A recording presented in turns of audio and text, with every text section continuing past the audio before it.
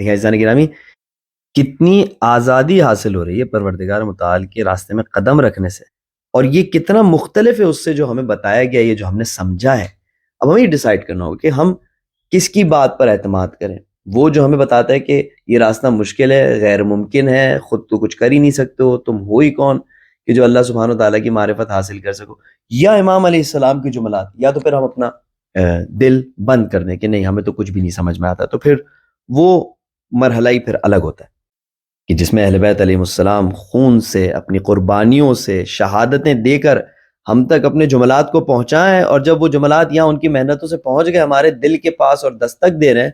تو ہم نے اپنے دل کا دروازہ لاک کر دیا کہ نہیں ہمیں تو کچھ بھی نہیں سمجھ میں آتا ہے۔ تو یہ ایسی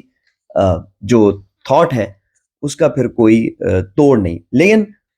یہ دیکھیں کتنی آزادی حاصل ہو رہی، تو نے ہی میری ہدایت کی اپنی جانب، تو نے ہی اپنے معرفت کو میرے دل میں قرار دیا،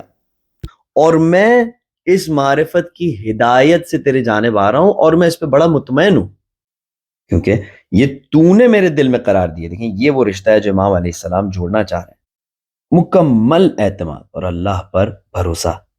ان تنصروا اللہ ینصرکم ویثبت اقدامکم، پروردگار متعال کی مدد کریں۔ وہ شخص کیسے مدد کر سکتا ہے پروردگار متعال کی کہ جو ہر لمحے اور ہر